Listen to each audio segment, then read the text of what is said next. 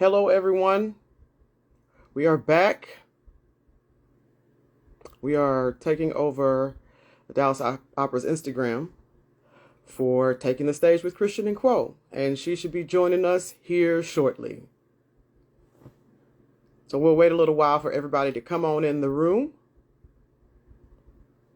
and wait for my fabulous co-hosts to join me. It is good to be back. Good to see you all here. Thank you all for joining.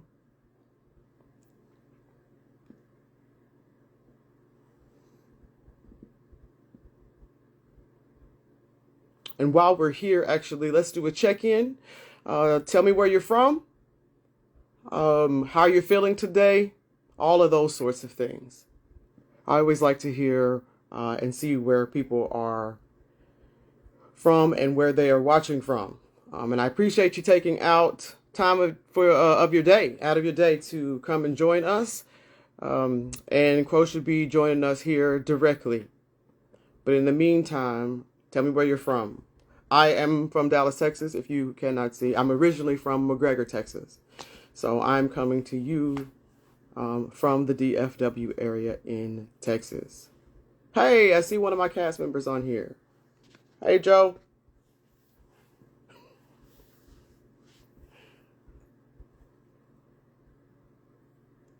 Oh, we got New York watching from Houston. All right. Stellenbosch, South Africa. Sweet. Fort Worth. Feel better. I see you're homesick today. That is not a joke. Feel better. Okay, it's tough out here with COVID and running around like it is right now. I don't know if that's what you have, but either way, please get healthy. Des Moines, hello.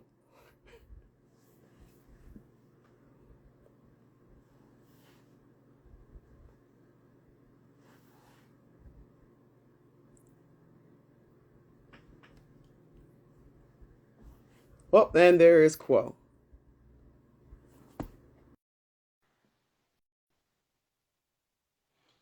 All right, we'll give it a minute.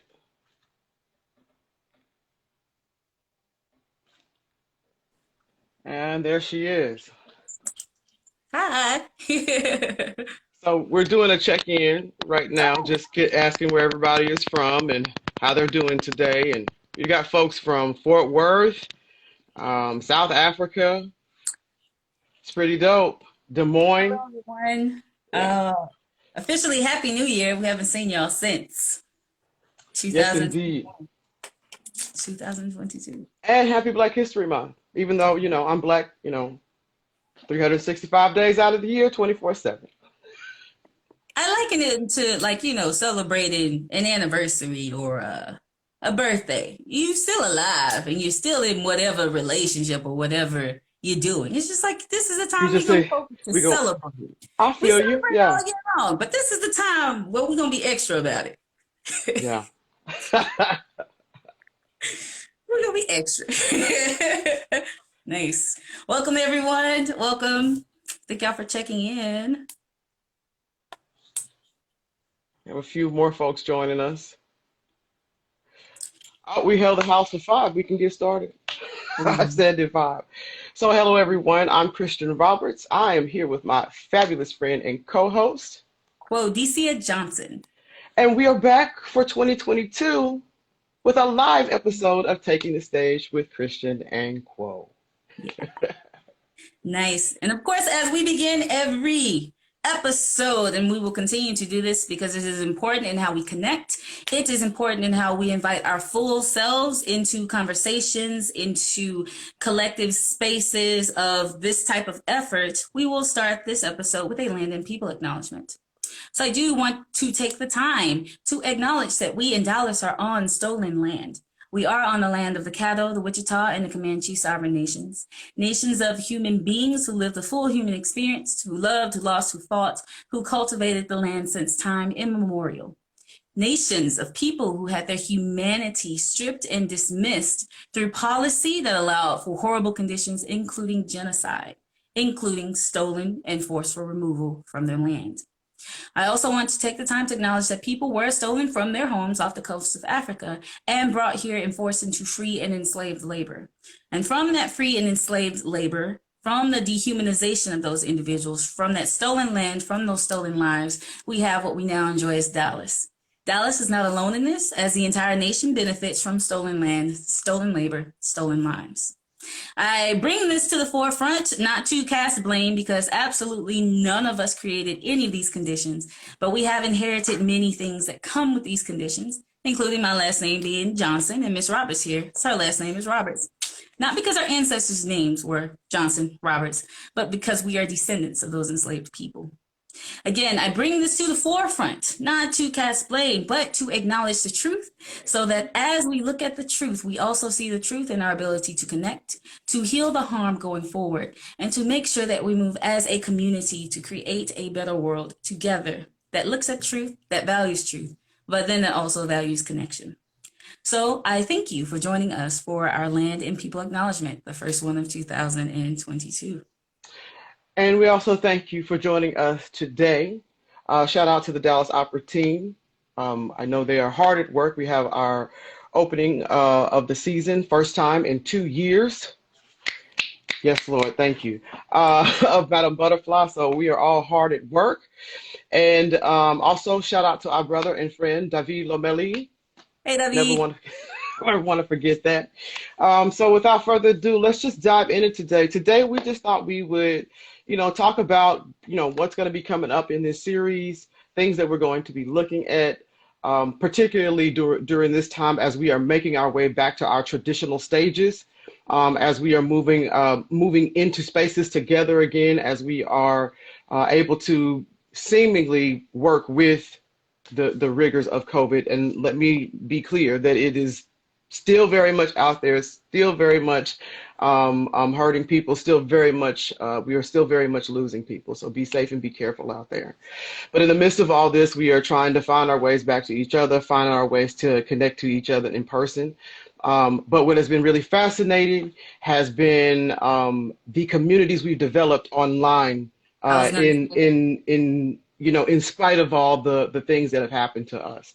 And so now it just makes meeting up in person almost sweeter. You know what I mean? When we're like, hey, but I will say that, as we move back into this space, we're going to find ourselves getting caught up in the rigors of, production, of promotion, of all the things that we do as opera companies, our education and community engagement programs, all of these types of things. But one of the things we have emphasized on this particular show is that in the midst of all of that, we must continue to center humans and human beings in human experiences. If the pandemic has taught us anything thus far, if the social justice work, if the brutality cases and all these things that we've seen thus far, war, all of this mess that we've seen thus far has been brought to light for many people have already been experiencing this thing, but for so many people to be brought to the light about many of these issues, how we must continue to do these things daily and practice these things daily so they become a part of who we are. It's not just something that we do when we're at work or something that we do when we're at church or at home. It's something you have to incorporate into your daily lives in terms of any EDI work, any company culture work that you do. So I will step off of my soapbox now on that and talk to my co-host about just some of the things that we're going to be lining up in the coming weeks. Yes. So first and foremost, you can look forward to seeing us most likely live. What we will do, instead of hanging out with y'all every week, we're moving to every other week. So we're hanging out this week and then we'll see you again in 2 weeks. So just so everybody knows, of course, we will always be responsive to the very real-time things that are happening in our lives. So we may have random episodes that show up. So stay tuned for that. If you're not already following the Dallas Opera, please make sure you do so. If you're not following either Christian or myself, please make sure you do so, because then we'll be able to announce to let you know when we're randomly going live. But it'll always be on Thursday, always 1:00 p.m. Central Time. So that's the logistics for how to join us in conversation. What we want to do going forward is make sure that we are having dialogue. We spent a lot of the first opus Opus, kind of setting a foundation in many, many ways about the importance of equity work, the importance of the intersections between equity and art and community and education, all these wonderful things. What we'd like to do is now engage in dialogue. We want to build on the things that we've already discussed so that we're not going around in circles about the same things. Those episodes are available. We will reference many episodes, but of course, the fun part of bringing in more guests, the fun part of bringing in more perspectives to consider. A lot of the approach that we'll take in this second opus as we're looking at dialogue are the hard facts and the truths about what is and is not working, why, and how we can create those collective solutions to change some things, right? I'll leave it to Christian to help guide us in some of those conversations and approaches, but we will continue to take the same approach that we've always done in that human-centered approach. We know more now, so we expect more from everybody now, ourselves included. We know more, we can do more, we expect more. So for our companies to still be like, well, how do we do this? It's because you wasn't listening. And since you weren't listening, I'm not going to repeat myself. Here's what you can go watch and go do. Here are the resources. Can we get more tools? There's so many tools out there. You ain't getting no more tools. What we will do, no more, not a must. I mean, come on, look. I know people always say Google is free and all this kind of stuff, but it's kind of it's kind of true. But now you've had actual whole organizations who have taken the time to cultivate resources, to create workshops, to have consultants, armies of consultants, companies who have hired people for these EDI positions to shore up their work not only within the organization but how it's reflected out in their community. So all of these things are happening right now. There are plenty of people to ask, and I'm not saying that you should not ask, but ask. Now please ask. But what we will do is point you to organizations and consultants who are doing the work. Definitely ask, and then definitely ask us, because that's what we are here for. Correct. Know that in asking it requires more of you to find an answer other than just finding the courage to ask. We want to acknowledge that it takes courage to ask questions. It takes even greater accountability to do something about it once you have an answer. A lot of organizations were in a space, a lot of people, a lot of leaders, a lot of singers were in a space of, well, let me ask the question. Let's put out the solidarity statements. Let's make sure that we show that we're committed. That commitment requires action in order for there to be evidence. Correct. We have to see it. So this next opus will look at ushering all of us through action, ushering all of us through the beautiful and good intentions that we have. And when we started this journey, because nobody ever knows until you're in it. You never know. No one ever knows until they're in it. And then when we're in it, we still don't know. We don't know. We didn't know what to expect until we were in it. And so as we usher everyone through action, right, as a field, as a community, as a Taking the Stage community, know that with the courage of asking the question, well, what do I do, comes the accountability, the responsibility, right, the honor, I'll say, of saying, oh, how can I find other ways to get it done? So what do I do? How do I do it? How do I make sure that I am doing it? One of the things I want to kick us off with for the first episode of this year is that if you are compartmentalizing equity work and justice work, you're wrong. Yeah, in the most loving way possible. It is not the best approach. If this only matters when you're at work, if this only matters when you're in groups of other people having these conversations, if this is something you can put on and put off, then you are already setting yourself up to have a very inefficient, ineffective, and very frustrating journey in this. If you're only thinking incredibly unfruitful. And it's going to not only frustrate you, it will frustrate everyone else, and will frustrate those who are dependent on you being as committed as they have to be, because we don't have a choice, right? So if you have a choice and you're making choices about when to care about this equity work, when to care about gender equity, when to care about LGBTQ plus, when to care about racial equity, if you have a question, I'll only do this at work because they told me I had to go to this workshop, you're not in the best position to create effective and sustainable change. Because these are not just organizational issues, these are people issues. I remember telling Precisely. Mark Skorka years ago, this is not just an opera problem. So we're not just going to solve it just with opera, but we do have the opportunity to create the spaces where we as a field, we as human beings come together and say, this is what we will no longer tolerate. And here are the ways that we will move together, some at different paces, right? Everybody can't just hop in, it's okay. But we can take those different paces, knowing that it can never happen. Change cannot happen at the rate of your comfort.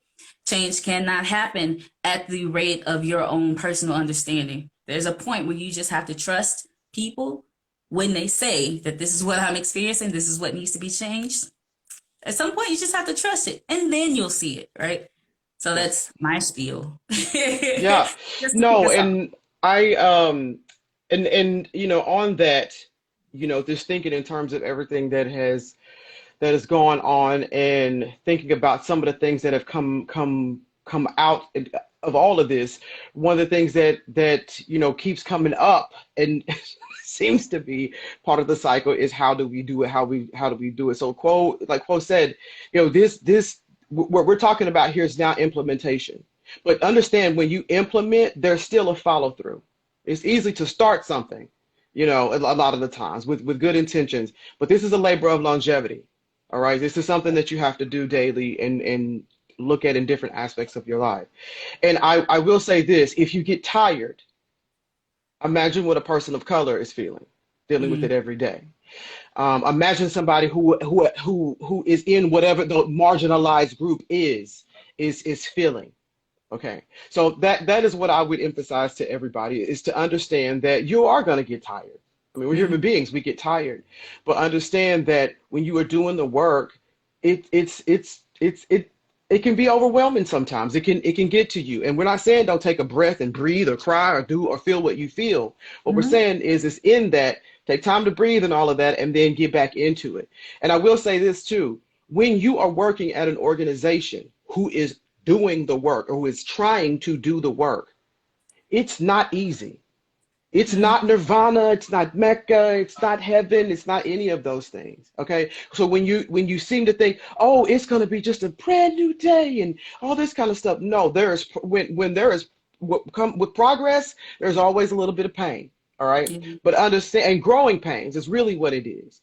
And also understand that if it's feeling tough for you, I will say again, and you're not a person of color, imagine how a person of color is feeling during that time, or an LGBTQ person who is dealing with the nonsense, or somebody is dealing with pay inequity, or any of the things that your organization is trying to rectify, and what our society is trying to do right now, what we see in Mhm. many facets of our society. So I would ask you to remember that the people who need this to happen are suffering the entire time Right. that you're trying to progress. Right. Okay, while you're trying to understand what's going on and trying to get a grip on what's happening and trying to implement and all these things. So I would ask for not only patience and real commitment, you know what I mean, but also remember being in that compassionate space, understanding that another human, or another group of humans who are depending on all of us working together, rather than feeling by themselves, like they're by Mhm. themselves. Did I And miss something? no, well, see, I'll share, because even, right, we want to be mindful of different approaches and different identities. That goes for everybody. That goes for everybody, all the people of color, the Black, Indigenous people of color, because we're not a monolith, and even within our own groups, anti-Blackness is real. So we want to be mindful of the ways in which this system of white supremacy has told us that we are supposed to fight not just one another. We're supposed to fight ourselves individually. We're supposed to deny ourselves our own humanity to fit within this idea of what is perfect, what is functional, what is valid. So I encourage everybody that this will be a challenge. And I encourage everybody to meet the challenge. This will be a challenge for white people. This will be a challenge for BIPOC. This will be a challenge for LGBTQ+. This will be a challenge for disabilities and mixed ability communities. This is going to be a challenge for everybody, because we're trying to create a world we have yet to see. Jerry Hawkins, Dallas Peace Racial Healing Transformation. Mm-hmm. We're trying to create a world we have yet to see, which means that all of us will have to shed some of the things that we put on to protect ourselves in this unfair world. It does mean that you will have to give space and give grace in places that you normally would not. It does also mean that you have to have the courage to speak up, to say something, to speak the truth. We have many, many artists, and I want to put that into the space as well. We have many artists who have been doing this work in their own way for so long and have been carrying the weight of companies coming to them and expecting them to be the whisperer of fill in the blank. I want to encourage all of us, and I want to encourage those who are leaders who are watching, to treat people like human beings. Mm-hmm. And to be honest about when you are attempting to power hoard and use somebody to prove that you've done something, as opposed to actually uplifting that individual and those singers as human beings, as brilliant artists who have the ability to connect to all people, not just the communities they represent, quotation marks. As we look at this work and implementation going forward, this is a call to action to actually be accountable to the way that you're treating people, to actually be accountable for the statements that you're putting out, to actually be accountable for the ways that you're going through the process of changing yourself individually so that there's actual change within the organization. You cannot fold in something, right? You can't fold this work in to something that is already immediately resistant to it. That's not how this works. So as we look at this work going forward, and as we look at our spaces together for taking the stage going forward and the work going forward, this is about community. This is about compassionate community. This is about firm and compassionate accountability.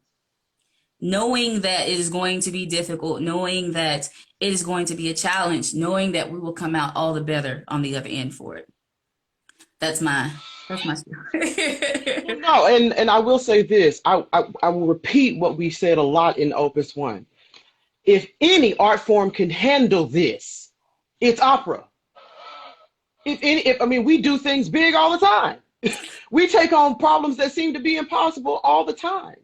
One only has to look at the ring cycle, and we still have the nerve to put on festivals and stuff and do it. And I say that because we don't shy away from challenges, and this is a big challenge. But part of being creative, part of being a creative industry, is taking on some of those challenges, meeting them head on. The arts have always done that, not just in opera. Matter of fact, many of the arts do it better than us. So we have some catch-up work to do as well.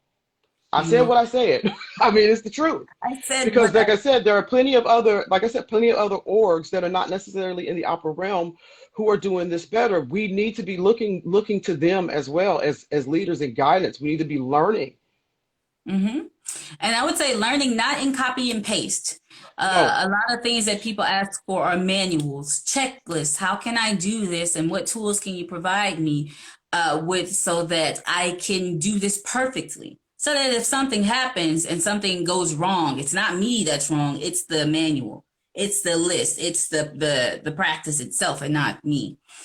We can learn from people and have the audacity to apply our own creativity in ways that will meet the nuances of our needs. And I say our as in me as an individual person, Quo's needs, our needs as in Christian and myself, right? And then as we spread out, to meet the needs of our organizations, to meet the needs of our communities, to meet the needs of our art form.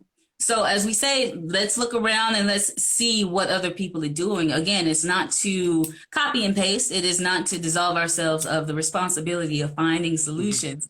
But as we look at what it means to create multiple works, it can include multiple works from other spaces. And it allows us to have additional knowledge and additional ways to see how we can approach this work together.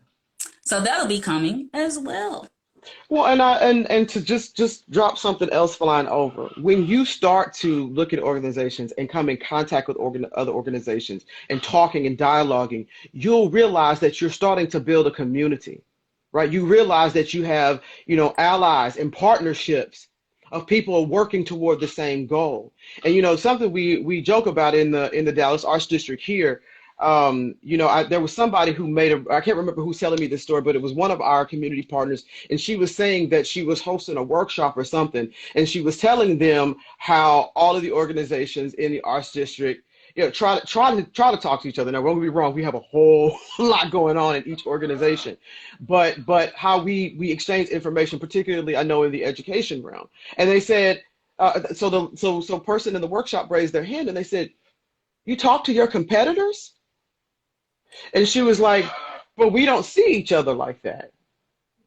And I say that because a lot of the times also we don't want to seem like we're stealing or something like that. And the thing is, if you go in with the intention of stealing or colonizing somebody else's work, well, then that's what you're going to get, and that's the reputation you're going to get. But if you go in at the table as somebody who is trying to learn and work alongside, that is very different. It's called being a guest in somebody else's house, and then eventually becoming partners in whatever efforts you're doing, whether that's a co-commission, sharing staff, whatever it is, or doing equity work and all those things. There are plenty of ways that we can build community with other organizations or other peers in this work, without compromising who we are as an industry. As a matter of fact, this will only enhance what we do as an industry. You can put your foot on that. Put your foot on it. Apparently, we're going to have a lot more catchphrases this year, too. That one comes from my dad. I think he might have got it from my grandmother, his mom. Put on that. I'm writing it down. It's a solid foundation. Nice. So with that being said, again, we will be seeing you all every other week during this Opus, and of course with guests, with more questions, with more answers, with more calls to action, with more honest approaches to how do we make this industry one that is actually for all people. We say that opera is for all. Opera is not for all, not as it is now. Opera comes from a very limited perspective and then expects everybody else to just take it as it is.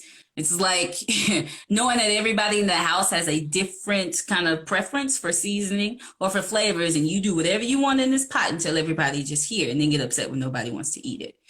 That's what we want to look at. That's good.